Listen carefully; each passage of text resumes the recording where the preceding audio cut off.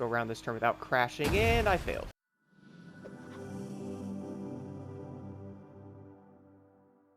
What is going on, everybody? Welcome back to Motorfest. So in this video I will be looking at the Ford GT Airfoil Edition. Now this car was available last summit and I do think a lot of players did get it, but that summit was honestly pretty insane with how you pretty much had to have iron grip. Funnily enough, I wasn't even running that perk on anything, so I would probably say having that is going to be helpful. But do keep in mind though, guys, for this video I will be running basically almost a full loot digger, and that's going to come down to the fact that I am trying to get a nitrochemist set for it, and my goodness, getting gold parts in this game is something else. But I have to admit though, this Ford really is going to be a pretty awesome looking car.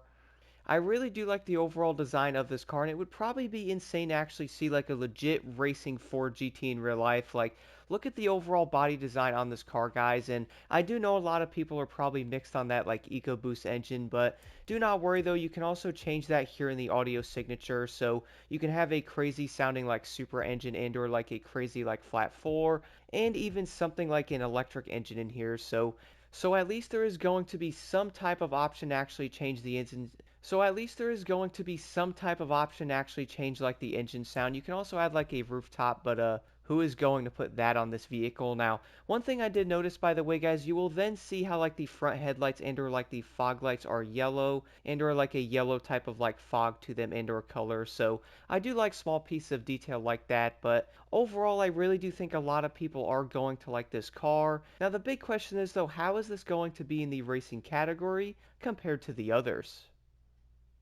Now, spawning in outside here, guys, with the Ford GT, I'm actually over here by the Turtle Bay Resort. I figured why not head over to a nice parking lot and then take a look at this vehicle there. But my goodness, this thing looks insane in the light here, guys. I do love the way the livery looks, and you can also remove the livery if you're not feeling it, but I really do feel like it actually sets this car apart and or makes it feel special. And not only that, though, you can also hear that EcoBoost insanely clear.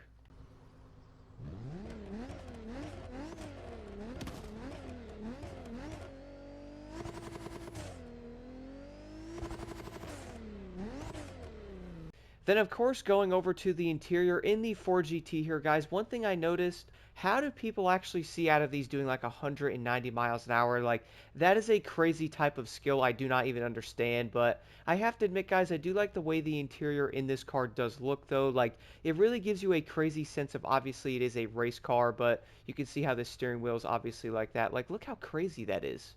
Like, you can't really properly see out of it either, but you also then notice how every single button on the steering wheel is indeed going to be like fully readable, and I also notice on the middle part there you can kind of see what they say, but it's obviously not going to be insanely clear. I can see like the unit, light high, light down, so that's pretty cool that you can see that, and you can also see like the detail of the carbon fiber going around this thing. So if you guys do like driving in first person mode, this car is going to be insane, but also a bit of a learning curve.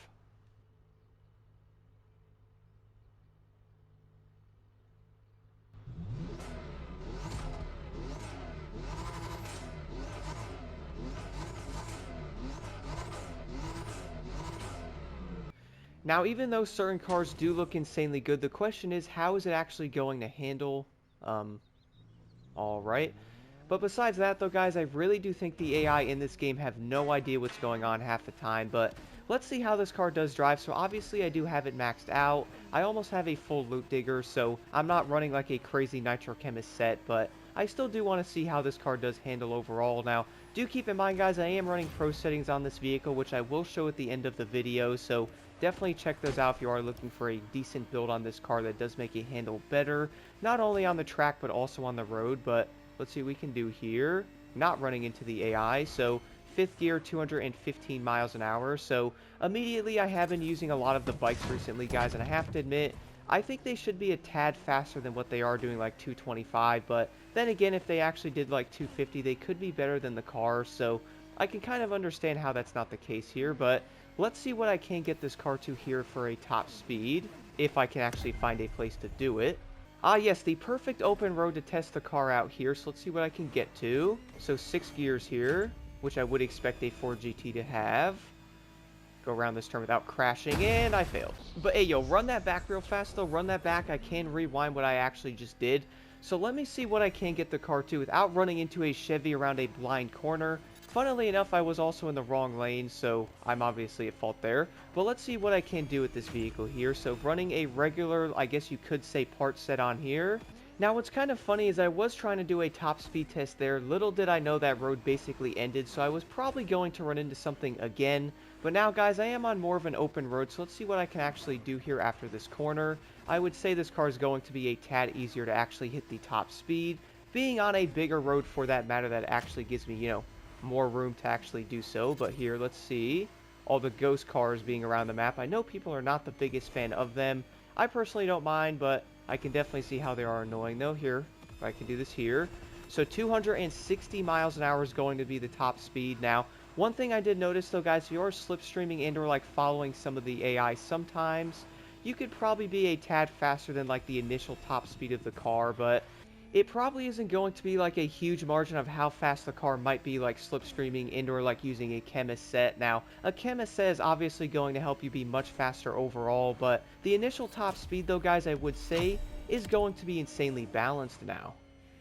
So jumping into Act 4 here with the Ford GT, guys, I figured why not do this event, the one that was actually in the summit for this car. Now, I am running level 5 difficulty on the AI, which I would say isn't terrible. If you are running a motorcycle in the racing class, though, good luck. My goodness, on level 5, I was honestly not even able to catch the other racers. But following the AI right now, guys, I did mention before you can go a bit quicker, so 263 miles an hour there. Now, using an actual chemist set, you might be able to maybe hit that quicker, but I would probably say running like a regular loot digger and or close to a loot digger set like I am, you're most likely only going to hit like 261, so it's not really a big difference when racing the cars there. Now, the biggest thing is obviously going to be the tire grip and how it does affect the car, and I'm obviously not running any tire grip modifications on my parts, so I am most likely going to wear out pretty quick here, but let's see how the car does do. So obviously around corners, it seems to eat the corners nicely and or grip well, but I have been noticing most of the racing cars I have used so far do tend to be insanely good around corners, at least when the tire wear is all the way up, so I am interested to see how this car might do afterwards. Now, downshifting and obviously slowing down on corners does indeed help.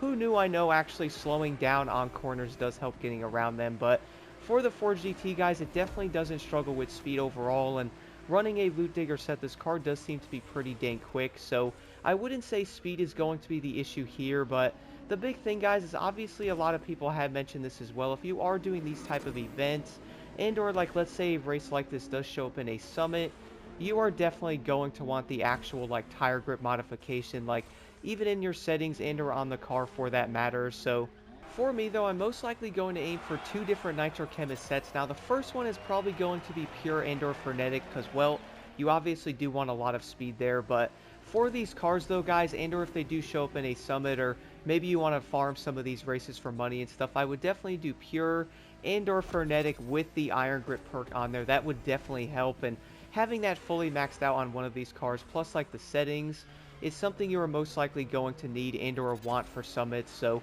I would definitely recommend going after that. Now, my tire wear is basically halfway on the car now, so it isn't going to be perfect. Even around certain corners, you can indeed feel the car slipping and or sliding, so it is going to be a bit of an issue. Like, for example, guys, check this out here. The second you basically turn hard, the car does obviously slide, so having the iron grip on the vehicle is obviously going to be helpful. Is it going to be like a game-breaking thing not to have it? I would say no, because you can still compete in summits and all that, but around certain areas you're obviously going to be slower and or not as fast as many other competitors. So my final thoughts on the Airfoil Edition here, guys, I would probably say this car is definitely going to be a great contender. Is it going to be like the best racing car in the game?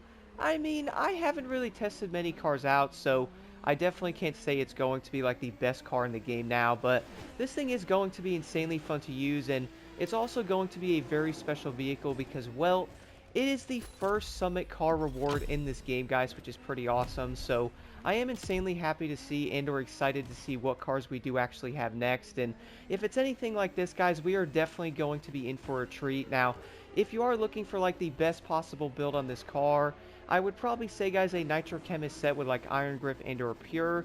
Maybe even frenetic, which I would say is going to be great, and I am definitely planning on doing videos on all of the part sets and or like the affixit stats, so definitely stay tuned for that in the future. But My overall impressions on this car is it is definitely insanely good, not only by the looks, but also by the way it handles.